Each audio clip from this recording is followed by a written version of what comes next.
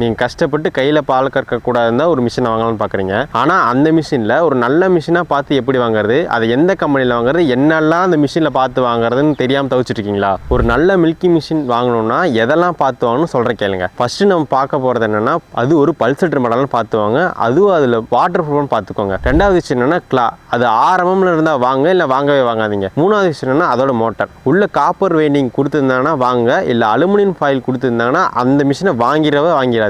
இந்த விஷயம் எல்லாமே இருக்கிற ஒரே மிஷின்னா நம்ம எம்டிஎம்மோட பெஸ்டி மில்கி மிஷின் தாங்க. இந்த மிஷினை ஏன் நாங்கள் பெஸ்டின்னு சொல்கிறோன்னா, இந்த மிஷின் 1லேருந்து 15 மாடு வரைக்கும் தாராளமே பால் கறங்க. அது மட்டும் இல்லாமல் இந்த மிஷினை நீங்கள் 3 வெரைட்டியாக யூஸ் பண்ணிக்கலாம். இந்த மிஷினை நீங்கள் நேனோவும் யூஸ் பண்ணிக்கலாம், இல்லை ட்ராலி மில்கி மிஷினாகவும் யூஸ் பண்ணிக்கலாம், ஃபிக்ஸ்டு மில்கி மிஷினாகவும் யூஸ் பண்ணிக்கலாங்க. அதனால தான் இந்த மிஷின் நாங்கள் பெஸ்டி மில்கி மிஷின் சொல்கிறோம். இந்த மிஷினோட ஆக்சுவல் ப்ரைஸ் என்னென்னா 44,900 ரூபா.